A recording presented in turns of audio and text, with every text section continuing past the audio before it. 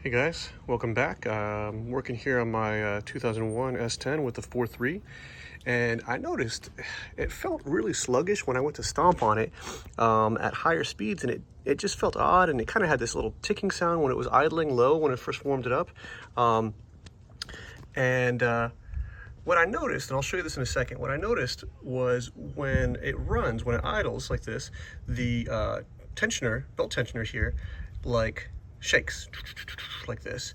You'll see it in a second. I'll show you the video. I'll fire it up in just a moment, but it shakes.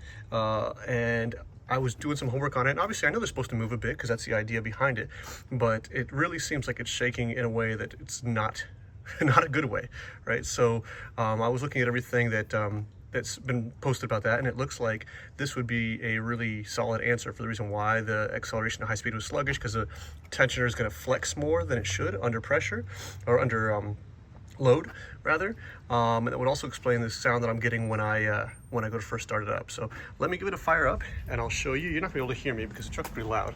But let me fire it up, and you'll be able to see the twitching in the belt tensioner.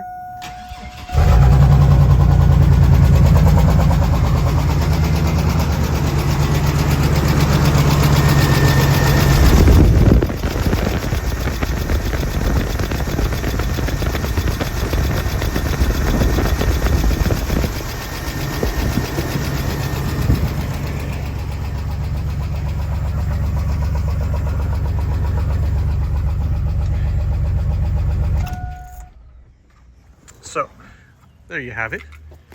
I do love the way she sounds. She's got a pretty much straight through exhaust, so she sounds pretty legit.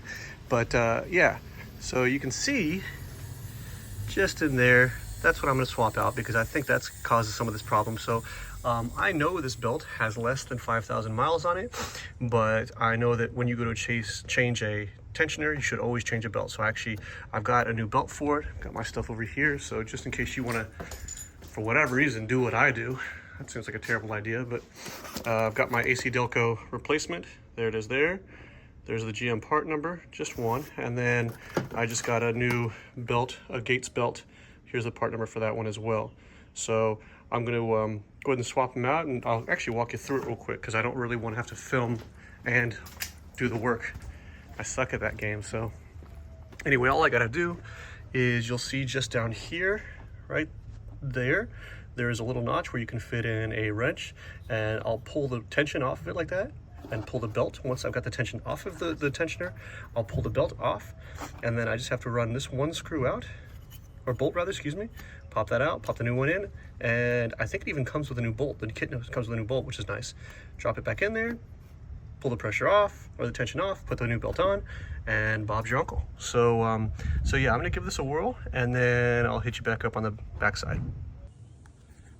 All right, and just like that, new belt is in place, new tensioner is in place. So here's the tensioner, and I don't know if you can tell, but even now, it actually doesn't point nearly as far out like this. It actually points more of a vertical angle, so it's more straight down than the old one did. So hopefully that'll indicate, I mean, I know it indicates it's a better one, and it'll keep a better tension on the belt, so that should actually help the engine in all ways. So here's my dry belt here. One thing I want to point out, don't ask me how I know, but when you go to put the new belt on, start at the very bottom and then work your way up. So at the very bottom, obviously, is the harmonic balancer at the front of the crankshaft. So you've got the balancer there, and you move over this way to the one here, that's the fan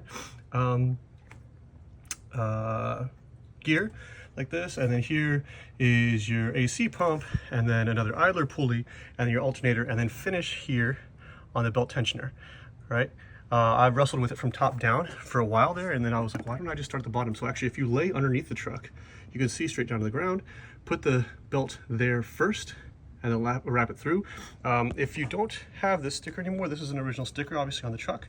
There's what the routing looks like. Obviously, I've got AC, so mine comes up here above the AC condenser, and then if you don't, there you go there, right? But yeah, not too bad of a job. I'm a little gassed because I was having to keep tension on this while I was putting the new belt on, but one-man job, took me 15 minutes. The only tools you'll need, so I've got a 3/8 like this, and you'll use that in the little hole at the bottom to take the tension off the belt, and then just a 1/2 inch socket. The socket is the one that you're going to use to take the bolt out right there.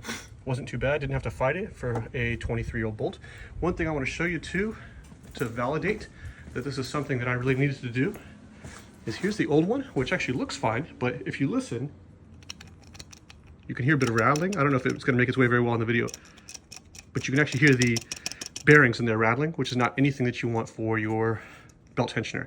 So obviously that was something that really needed to happen. And yeah, so I think altogether for the belt plus the tensioner, I paid 35 or 40 bucks and took 15 minutes. So yeah, if that helps you guys at all, my work here is done. The only thing I will say that I had to make sure for myself, make sure that it is on appropriately tracking on all of the gears here, because it's like obviously a grooved or toothed belt like this. So make sure it's actually fully engaged in each one before you go to start it again, or else it'll chew it right up and then you're out of belt.